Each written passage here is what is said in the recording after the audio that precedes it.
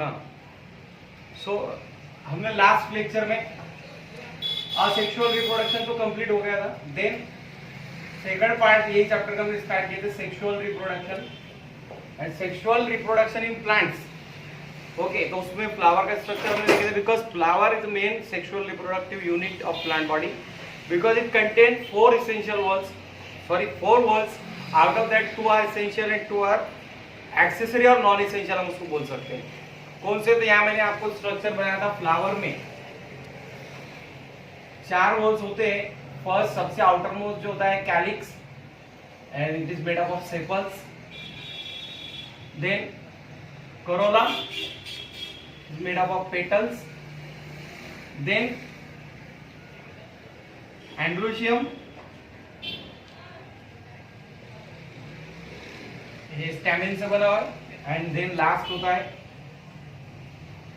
gynoecium, it is made up of carpel. Okay, so out of that 4 walls, this stamen, it is a male reproductive part, and this is the carpel, that is female reproductive part. So stamen means androecium and carpel means gynoecium. These 2 walls and 2 parts are essential walls. Okay, and remaining 2 means calyx and corolla. This is non-essential, और इसको हम बोल सकते हैं कि accessory walls, because it provide only protection to the stamen and carpel. म्हणजे androecium और gynoecium को, म्हणजे male and female reproductive part को सिर्फ सपोर्ट या फिर जो प्रोटेक्शन के लिए होते हैं, इसके लिए ये नॉन इसेंशियल है और ये 2 वर्ड्स इसेंशियल है। अब रिप्रोडक्शन में काम किसका है? सिर्फ ये 2, स्टैमेन एंड कार्पेल। मैंने आपको स्ट्रक्चर बना के बताया था। तो सबसे पहले हम देखेंगे स्ट्रक्चर स्टैमेन का। अब स्टैमेन क्या है?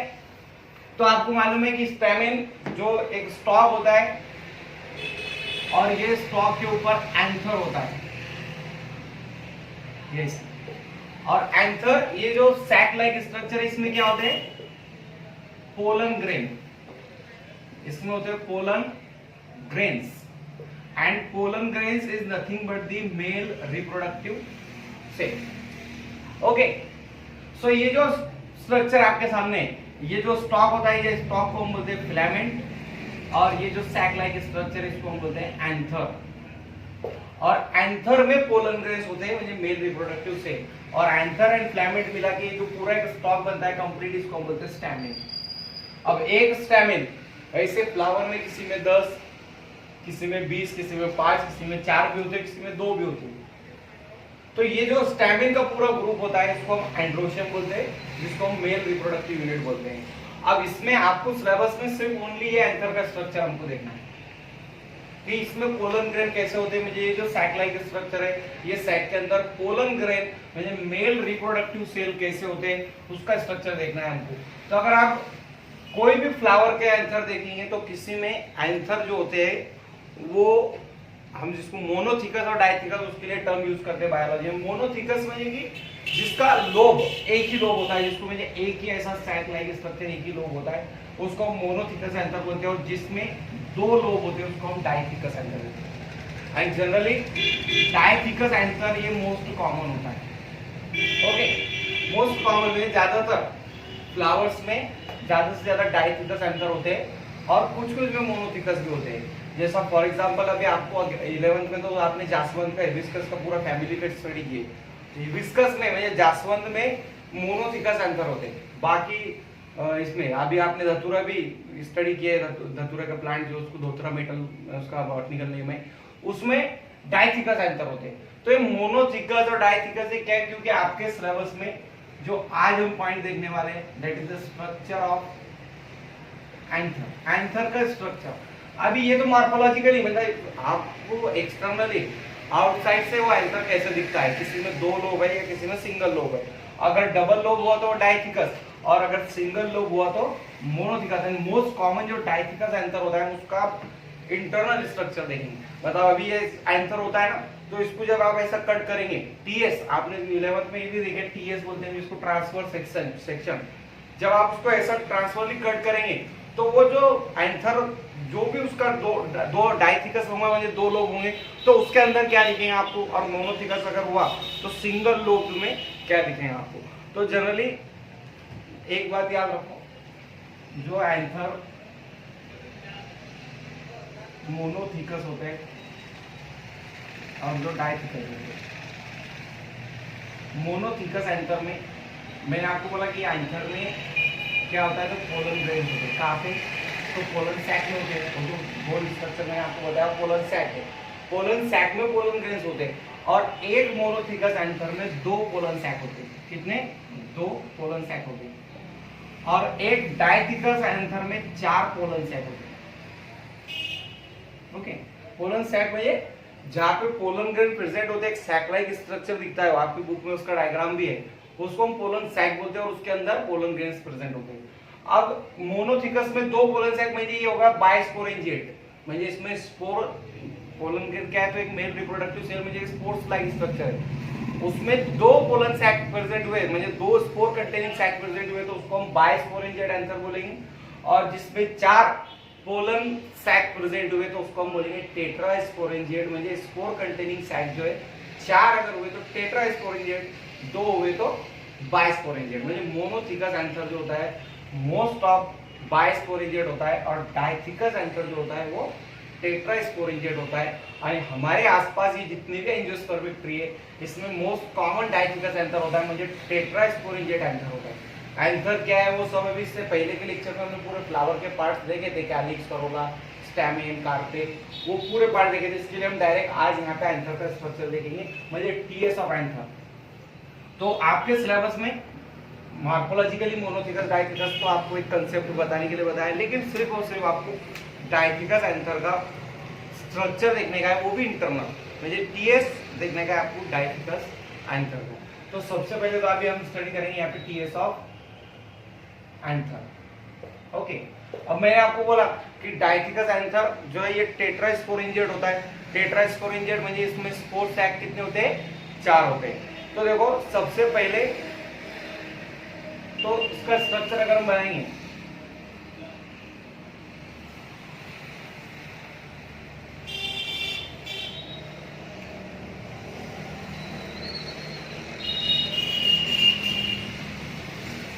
ये जो स्ट्रक्चर है फोर लोब, ये कैसा है मालूम है आपको, कि जो एंथर होता है, अभी ये एक एंथर है, इसके अंदर लोब दो है और एक लोब के अंदर दो स्पोर सैक है। म्हणजे अगर हम इसको ऐसा ट्रांसफर कट करेंगे, टीएस करेंगे, तो ये साइड के लोब के ये दो स्पोर सैक है और इधर के साइड के लोब के ये दो स्पोर सैक है। म्हणजे मॉर्फोलॉजिकली हम जो देखते हैं ना कि ऐसे दो सैक होते हैं, तो ये दो सैक में इधर का स्ट्रक्चर, ये इधर का स्ट्रक्चर है, म्हणजे एक एक लोब में दो स्पोर सैक होते हैं, म्हणजे दो स्पोरेंजिया होते हैं। स्पोरेंजिया म्हणजे spore containing sac like structure और स्पोर कंटेनिंग ऑर्गन, इसको भी स्पोरेंजिया बोलते हैं। अब स्पोरेंजिया अगर दो है तो बायस्पोरेंजिएट, लेकिन यहाँ पर एक लोब में दो और दो लोब में चार स्पोरेंजिया में ये एंथर कैसा है, टेट्रास्पोरेंजिएट एंथर है। और ये टेट्रास्पोरेंजिएट एंथर में अंदर के साइड में जो देखो, सबसे पहले तो प्लांट के जितने भी ग्रीन पार्ट्स होते हैं और जितने भी फ्लेशी पार्ट होते हैं, आप सभी को मालूम है कि वो पैरेन्काइमेटस सेल से बने होते हैं। अभी सेल्स के टाइप वगैरह, टिश्यू सिस्टम, ये सब शायद आपका 11th या 10th में हुआ है। पैरेन्काइमेटस टिश्यू म्हणजे लिविंग टिश्यू होते हैं। अब यहाँ पे ये जो है मेल रिप्रोडक्टिव सेल प्रोड्यूस करने की अगर एबिलिटी है एंथर में, इसका मतलब डेफिनेटली ये पैरेन्काइमेटस टिश्यू से बना हुआ है, क्योंकि पैरेन्काइमेटस टिश्यू लिविंग होते हैं। बाकी कोलेनकाइमेटस और स्क्लेरेनकाइमेटस टिश्यू हम जिसको बोलेंगे कि डेड टिश्यू होते हो, मतलब सपोर्ट और मैकेनिकल सपोर्ट और प्रोटेक्शन वगैरह के लिए प्रेजेंट होते हैं प्लांट में। क्योंकि प्लांट को आपको मालूम है पूरी लाइफ टाइम उसको एक ही जगह पर खड़े रहना पड़ता है। इसके लिए मैंने आपको बताया था कि ज़्यादा से ज़्यादा प्लांट में जो टिश्यूज डेवलप होते हैं, पैरेन्काइमेटस टिश्यूज का डिफरेंशिएशन होकर वो डेड टिश्यू बनते जाते हैं कि सपोर्ट प्रोवाइड कर सके, स्क्लेरेनकाइमेटस बनते जाते हैं कि वो प्लांट को सपोर्ट दे सके। लेकिन जब ये एंथर की बात हम कर रहे हैं तो ये पैरेन्काइमेटस टिश्यू से बना होता है। और ये पैरेन्काइमेटस टिश्यूज भी जो होते हैं कैसे होते हैं कि इनमें सेल्स डिवाइड होते हैं जब, तो कुछ सेल्स आउटसाइड में चले जाते हैं, म्हणजे हाइपोडर्मल सेल बन जाते हैं, और कुछ सेल्स इनसाइड में रहते हैं, जिसको हम आर्किस्पोरियल सेल्स बोलेंगे, और वो आर्किस्पोरियल सेल्स से क्या बनेगा, पोलन ग्रेन्स बनते हैं। अब जो आउटसाइड में सेल रहेंगे उससे क्या क्या बनेगा, तो ये जो एंथर होता है, ये एंथर के जो स्ट्रक्चर है इसमें 4 लेयर होती है। कितनी लेयर्स होती है, 4।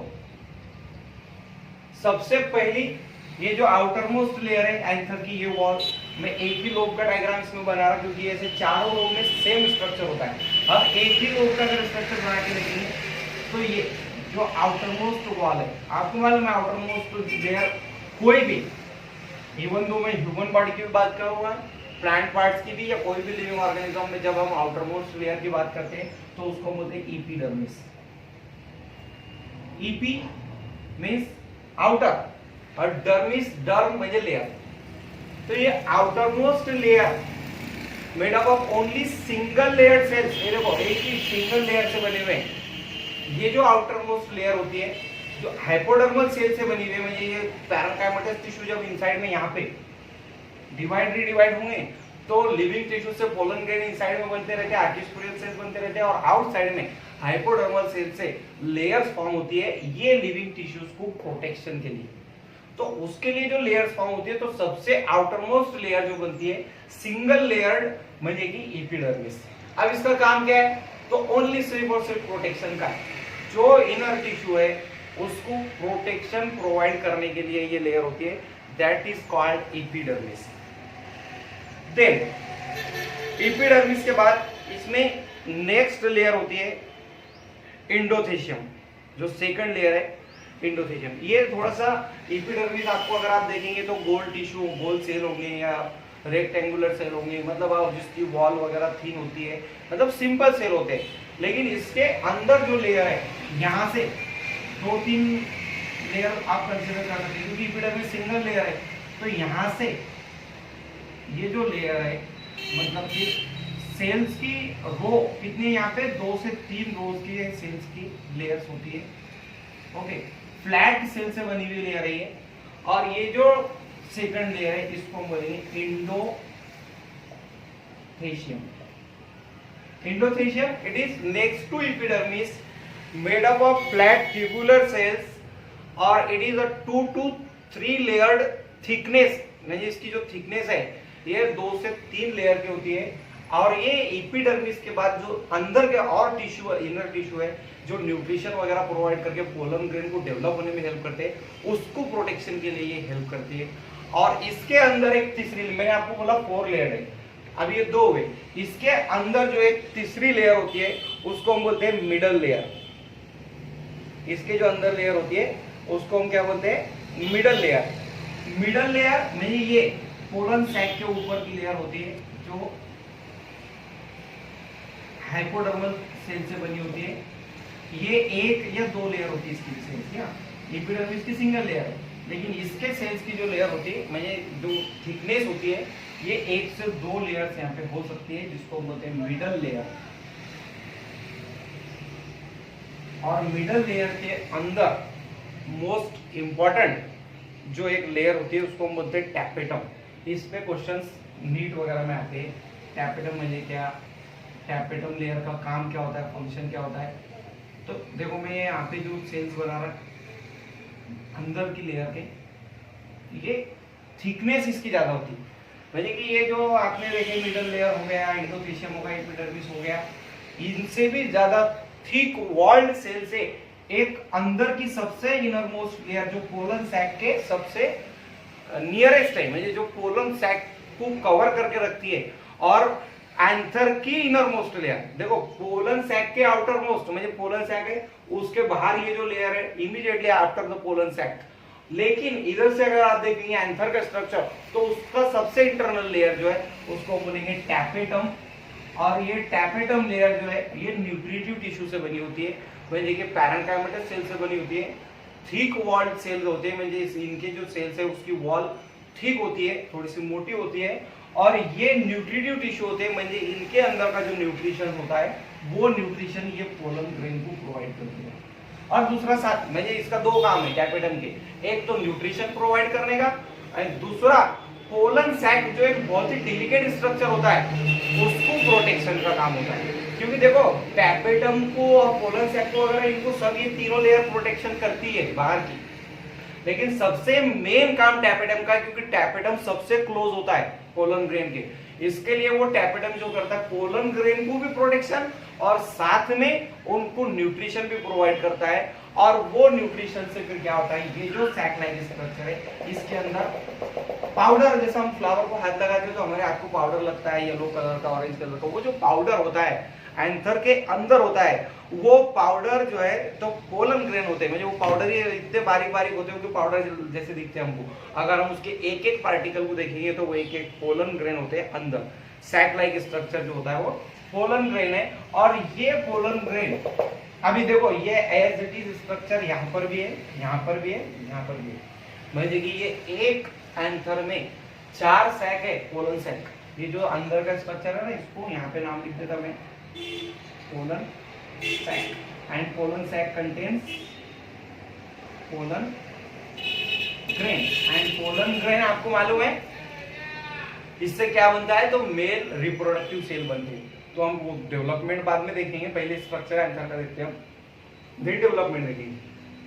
तो इसमें ये एक वैसे 4 सैक है और चारों सैक में पोलन ग्रेन है, और ये पोलन ग्रेन डेवलप होते रहते हैं अंदर, ये न्यूट्रिशन प्रोवाइड करते रहता है टैपेटम वगैरह उसको।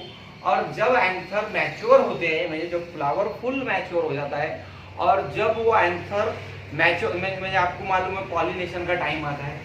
अब पॉलिनेशन का टाइम में क्या, एंथर मैच्योर हो गए तो अगर हवा भी जोर से चलती है ना, तो फ्लावर के वो एंथर के जो वॉल है, मतलब कि ये वॉल ब्रस्ट होती है, और ब्रस्ट होने के बाद वहां से ये पाउडर बाहर रिलीज होता है, ये पोलन ग्रेन बाहर रिलीज होता है।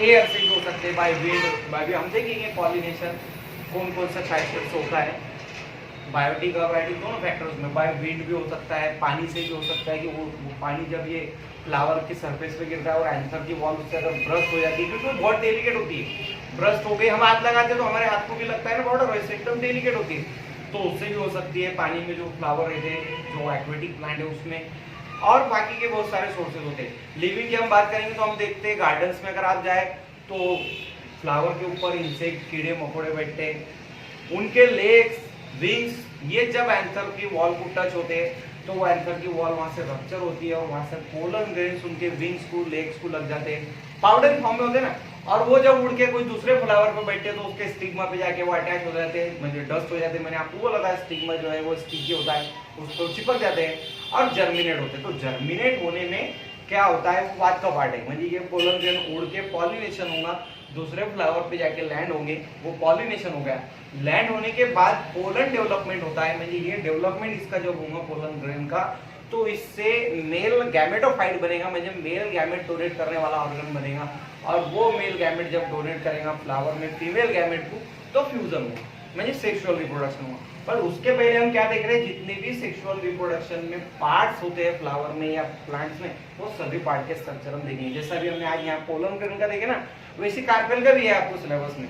तो ये जो पोलन ग्रेन का स्ट्रक्चर है, इसमें क्या बताया मैंने आपको कि 4 लेयर होती है। सबसे पहले तो एंथर की अगर हम बात करेंगे तो मोनोथिकस म्हणजे के सिंगल लोब्ड, डायथिकस म्हणजे के 2 लोब्ड, म्हणजे बायलोब्ड एंथर हम जिसको बोलते हैं। सिंगल लोब अगर हुआ तो उसमें 2 पोलन सैक होंगे, म्हणजे उसको बाइस्पोरेंजियड बोलेंगे, और डबल लोब्ड हुआ तो उसको टेट्रास्पोरेंजियड, क्योंकि उसमें 4 पोलन सैक होते हैं। और हर एक पोलन सैक में पोलन ग्रेन्स होते हैं, या फिर हम जिसको बोलेंगे कि वो पोलन सैक जो है तो पैरेन्काइमल सेल से बना होता है। जब वो डिवाइड एंड रीडिवाइड होता है तो आर्की स्पोरियल सेल म्हणजे कि लिविंग टिश्यू इनसाइड में फॉर्म करता है, और हाइपोडर्मल सेल आउटसाइड में। जैसे जैसे आउटसाइड में हाइपोडर्मल सेल जाते हैं तो उसका डिफरेंशिएशन होता है, म्हणजे वो कन्वर्ट होते हैं दूसरे टिश्यूज में, म्हणजे कि कोई डेड टिश्यूज भी बनेंगे, कोई प्रोटेक्टिव टिश्यूज भी बनेंगे, और उससे लेयर फॉर्म होती है, एपिडर्मिस, एंडोथेलियम, मिडल लेयर, और most important tapetum layer. Tapetum inner most layer होती है एंथर की, जो पोलन सैक को प्रोटेक्शन का भी काम करते हैं और न्यूट्रिशन भी प्रोवाइड करते हैं, because it is made up of nutritive tissue, और उसके अंदर पोलन सैक होता है जिसके अंदर पोलन ग्रेन होते हैं। जब ये मैच्योर होती है तो ये वॉल ब्रस्ट होने के बाद पोलन ग्रेन बाहर रिलीज होते हैं, और हर एक पोलन ग्रेन म्हणजे इसके अंदर जो स्पोरोजिनस टिश्यूज है, वो हर एक पोलन ग्रेन जब रिलीज होंगे तो ये सभी के सभी पोलन ग्रेन, इसमें से एक एक pollen grain it act as a microspore mother cell, और इसको हम बोल सकते हैं MMC, माइक्रोस्पोर मदर सेल। भैया आपको भी याद ये रखना है कि पोलन ग्रेन जो है जब मैच्योर होने के बाद में फर्टिलाइजेशन के लिए जाते हैं तो उसमें से हर एक पोलन ग्रेन जो है तो कैसे एक्ट करता है, एक एक पोलन ग्रेन म्हणजे एक एक microspore mother cell MMC। Microspore म्हणजे कि मेल स्पोर होता है। देखो दो टर्म होती है बायोलॉजी में, मेल स्पोर जहां पे भी आया वो अलगी में हो, एंजियोस्पर्म में हो, ब्रायोफाइटिक में हो, टेरिडोफाइट में, आपने तो 11 में पूरा क्लासिफिकेशन पढ़े। ये प्लांट्स में जहां पर भी माइक्रोस्पोर ये शब्द आया म्हणजे कि वो मेल स्पोर है ना, मेल गैमेट तैयार करने वाला सेल है। और मेगास्पोर जहां पे भी शब्द आया म्हणजे कि वो फीमेल सेल है, फीमेल गैमेट तैयार करने वाला सेल। अब यह माइक्रोस्पोर मदर सेल है म्हणजे कि ये पोलन ग्रेन का नाम है। Pollen grain is nothing but the microspore mother cell में एक सिंपल सेंटेंस आपको बोल सकता है कि पोलन ग्रेन का नाम है। अब क्या है माइक्रोस्पोर मदर सेल, तो माइक्रोस्पोर तो मैंने आपको भी बताया कि ये मेल गैमेट तैयार करने वाला म्हणजे या मेल गैमेट को हम माइक्रोस्पोर बोल सकते हैं। लेकिन pollen grain microspore mother cell म्हणजे माइक्रोस्पोर तैयार करने वाला सेल है कि जो जैकेट्स का डेवलपमेंट होगा जब एंथर का, ये पोलन ग्रेन का, तो ये पोलन ग्रेन क्या करेगा, माइक्रोस्पोर मदर सेल से म्हणजे पोलन ग्रेन से एक एक माइक्रोस्पोर डेवलप होगा और वो माइक्रोस्पोर्स जो है तो मेल गैमेट तैयार करेंगे म्हणजे मेल गैमेटोफाइट तैयार करेंगे। ओके, अब स्ट्रक्चर ऑफ माइक्रोस्पोर या माइक्रोस्पोर मदर सेल का म्हणजे कि पोलन ग्रेन का स्ट्रक्चर। आपके सिलेबस में देखो टॉपिक क्या लिखा है, माइक्रोस्पोरोजेनेसिस। माइक्रोस्पोरोजेनेसिस म्हणजे क्या, it is a process of development of microspore. म्हणजे एक एक माइक्रोस्पोर मदर सेल से म्हणजे एक एक पोलन ग्रेन से एक एक माइक्रोस्पोर तैयार होने की प्रोसेस को हम क्या बोलेंगे, माइक्रोस्पोरोजेनेसिस। ओके, क्या बोलेंगे हम उसको, माइक्रोस्पोरोजेनेसिस म्हणजे it is a process of development of microspore from pollen grain म्हणजे कि माइक्रोस्पोर मदर सेल। देखो पोलन ग्रेन का ही दूसरा नाम माइक्रोस्पोर मदर सेल है। तो माइक्रोस्पोर मदर सेल से म्हणजे कि पोलन ग्रेन से माइक्रोस्पोर्स म्हणजे कि हैप्लॉइड सेल तैयार करने की प्रोसेस म्हणजे माइक्रोस्पोरोजेनेसिस। ये डेफिनेशन तुम्हारी बुक में नहीं है लेकिन तुम्हारी बुक में टॉपिक है माइक्रोस्पोरोजेनेसिस। ओके, अब माइक्रोस्पोरोजेनेसिस में क्या होगा, माइक्रोस्पोर तैयार होगा। तो माइक्रोस्पोर म्हणजे कि पोलन ग्रेन कैसे तैयार होता है, ये पोलन ग्रेन जो बनता है उसका स्ट्रक्चर वगैरह हम देखेंगे। स्ट्रक्चर ऑफ माइक्रोस्पोर यहाँ पे बता रहे हैं। तो अब ये एक अगर आप पोलन ग्रेन देखें तो आपको मालूम है एक सिंपल स्ट्रक्चर है, राउंडेड और दो लेयर से बना हुआ होता है। ये जो है देखो पहले मैं स्ट्रक्चर बना देता हूं फिर आपको बताऊंगा, समझ लीजिए ऐसा एक स्ट्रक्चर है। ये जो बताया ना मैंने पाउडर डॉट डॉट डॉट तो यहाँ पे बनाया था, ये जो पाउडर होते हैं उसमें जो सेल होते हैं उसका स्ट्रक्चर ये ऐसा दिखता है, इन लार्ज स्ट्रक्चर।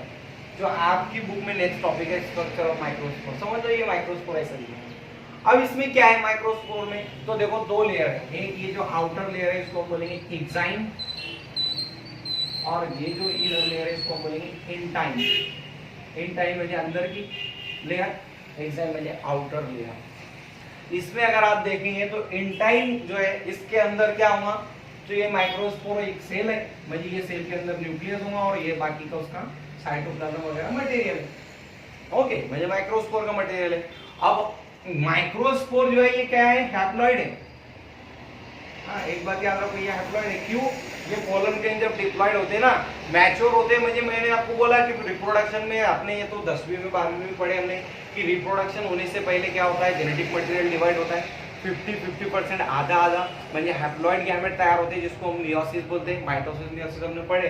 इसमें मियोसिस होगा तो क्या होगा, माइक्रोस्पोर तैयार होंगे। हैप्लॉइड म्हणजे कि ये जो स्ट्रक्चर मैंने बनाया माइक्रोस्पोर का, इसके अंदर ये जो कंटेंट है, ये कंटेंट कैसा है, हैप्लॉइड है म्हणजे कि आधा कंटेंट है। ओके, और इसकी जो आउटर मोस्ट लेयर है इसके अंदर की उसको हम इंटाइन बोलेंगे, उसके बाहर जो ऊपर की लेयर उसको बोलते हैं एक्साइन। इसमें से भी दोनों लेयर में डिफरेंशिएशन कैसा है, तो ये जो एक्साइन होती है ना, किसी की बहुत सारे प्लांट्स में अलग अलग होती है। म्हणजे आप प्लांट्स का फ्लावर लो, एंथर को अच्छे से क्रश करके स्लाइड पे लो और उसका अगर आप माइक्रोस्कोप में स्टडी करेंगे तो आपको स्ट्रक्चर अलग अलग दिखेगा। किसी की जो आउटर लेयर, देखो इंटाइन तो सभी की कॉमन है, ऐसे अपने सिमिलर होती है, लेकिन एक्साइन जो है वो सभी की अलग अलग होती है। देखो किसी की एक्साइन यहाँ पे वेवी बनाया मैंने आउटलाइन, मुझे ऐसे स्ट्रक्चर उसकी वेवी है, किसी की एक्साइन स्मूथ होती है मुझे पूरी यूनिफॉर्म, किसी की एक्साइन पे बहुत सारे अलग अलग स्कल्पचरिंग भी होती है। स्कल्पचरिंग मालूम है आपको, जैसे डिजाइन वगैरह होते हैं ना, वैसे डिजाइन भी होती है। और ये जो स्कल्पचरिंग है या ये जो एक्साइन का स्ट्रक्चर है, ये एंजियोस्पर्म में सबसे मेन कैरेक्टर होता है प्लांट को आइडेंटिफाई करने के लिए, क्योंकि कुछ कुछ प्लांट्स जो है ना एक्साइन के स्ट्रक्चर की बेस पे भी आइडेंटिफाई होते हैं कि ये प्लांट ये नहीं वो हो सकता है। भैया जो ऑलरेडी पूरे वर्ल्ड में प्लांट के नेम तो साइंटिफिक नेम फिर वो है नोट डाउन किए हुए लोगों ने, लेकिन कोई कोई प्लांट ऐसा भी मिलता है कि जिसकी ये एक्साइन जो लेयर है, ये कोई भी जो अभी तक के आइडेंटिफाइड प्लांट है इससे मैच नहीं हो रही है, तो वहां पे साइंटिस्ट वो प्लांट को न्यू नेम भी, मुझे स्पेसीज का इवोल्यूशन, न्यू स्पेसीज जो तैयार होती है उसमें ये एक कैरेक्टर भी कंसीडर कर सकते हैं हम कि एक्साइन की लेयर। तो एक्साइन की लेयर जो होती है माइक्रोस्कोप में ये दो लेयर होती है, एक इंटाइन और एक एक्साइन, जिसमें से इंटाइन सिमिलर होते हैं, लेकिन एक्साइन जो होता है वो एक्साइन कैसा होता है, वेवी भी हो सकता है, स्कल्पचरिंग उस पर कोई डिजाइन वगैरह भी होती है। ओके, और ये जो दोनों लेयर है, ये इनर लेयर और ये दोनों लेयर को स्पोरोडर्म बोलते हैं, ये न्यू टर्म है, स्पोरोडर्म बोलते हैं। स्पोरोडर्म यानी क्या, ये दोनों लेयर को देखो सभी शब्द उसी से मिलते हुए नाम एक ही है। अभी मैंने यहाँ पे जैसा स्पोर सैक बोला इसको क्यों, क्योंकि ये पोलन ग्रेन है, पोलन सैक है म्हणजे स्पोर सैक है, क्योंकि पोलन ग्रेन क्या है, बारीक बारीक स्पोर है। अब स्पोर है तो यहाँ पे इसको नाम क्या बोला मैंने, माइक्रोस्पोर। माइक्रोस्पोर म्हणजे कि मेल सेल, मेगा स्पोर म्हणजे फीमेल सेल। माइक्रो शब्द आया तो मेल, मेगा आया तो फीमेल, लेकिन स्पोर म्हणजे एक सेल है, एक स्पोर है। यहाँ पे ये स्पोर की वॉल की बात करें हमने, एक्साइन इंटाइन है, और ये जो लेयर है इसको स्पोरोडर्म बोला है। स्पोर म्हणजे यहाँ स्पोर आ गया, डर्म म्हणजे लेयर, स्किन को भी हम डर्म बोलते हैं, तो डर्म म्हणजे लेयर, म्हणजे ये स्पोरोडर्म म्हणजे क्या कि स्पोर की लेयर है, जो लेयर दो वॉल से बनी हुई है, एक इनर वॉल जो इंटाइन होती है और दूसरी वॉल जो होती है वो एक्साइन होती है। समझ में आया, ये माइक्रोस्पोर का स्ट्रक्चर है जो तुम्हारी बुक में दिया हुआ है। अब ये माइक्रोस्पोर के अंदर अगर आप देखेंगे ये, तो ये क्या होगा फिर, जर्म सेल म्हणजे कि मेल गैमेट। अब इससे कैसे तैयार होगा, तो डेवलपमेंट ऑफ मेल गैमेटोफाइट हुआ बाद में क्या है, म्हणजे ये अंदर का सेल जो है ये कंटेंट सिर्फ इसमें डिवाइडेशन होता है, म्हणजे इसमें मियोसिस होगा और इससे हैप्लॉइड गैमेट फॉर्म होंगे। वो हैप्लॉइड गैमेट्स में से कोई एक गैमेट, जैसा आपको मालूम मियोसिस में 4 गैमेट फॉर्म होंगे, 4 में से 3 डीजनरेट हो जाते हैं और कोई एक गैमेट जो है अब फीमेल पार्ट के साथ फ्यूज होगा। तो नेक्स्ट लेक्चर में हम सबसे पहले तो ये अभी ये देखो, ये फ्लावर से एंथर में पोलन सैक से pollen grain. Okay, pollen grain म्हणजे क्या, तो माइक्रोस्पोर मदर सेल, म्हणजे माइक्रोस्पोर को जन्म देने वाला, माइक्रोस्पोर तैयार करने वाला सेल है pollen grain, microspore mother cell. उसका स्ट्रक्चर कैसा, तो स्पोरोडर्म से बना हुआ है, म्हणजे इंटाइन एक्साइन कैसी कोई स्ट्रक्चरिंग है और इंटाइन के अंदर सेल है। अब ये सेल में डिवाइडेशन का काम होगा, सेल डिवीजन का काम होगा और उससे मेल गैमेटोफाइट तैयार होगा। मेल गैमेटोफाइट म्हणजे क्या कि मेल गैमेट कंटेनिंग ऑर्गन, और वो मेल गैमेटोफाइट फिर फीमेल गैमेटोफाइट से फ्यूज होगा। तो इसके बाद हम मेल गैमेटोफाइट का स्ट्रक्चर देखेंगे और उसके बाद फिर फीमेल रिप्रोडक्टिव पार्ट का स्ट्रक्चर देखेंगे और उससे फीमेल गैमेटोफाइट तैयार होने तक देखेंगे और उसके बाद मेल एंड फीमेल गैमेटोफाइट का फ्यूजन होगा। तो यहाँ तक के अभी हमने जो देखे स्ट्रक्चर, ये क्या था, मेल रिप्रोडक्टिव सेल पार्ट का स्ट्रक्चर था कि मेल रिप्रोडक्टिव पार्ट जो होता है स्टेम में वो एंथर से बना होता है, एंथर पोलन सैक से बना होता है, पोलन ग्रेन का ये स्ट्रक्चर होता है। अब इससे मेल गैमेटोफाइट कैसे तैयार होगा नेक्स्ट लेक्चर में देखेंगे। Okay, thank you.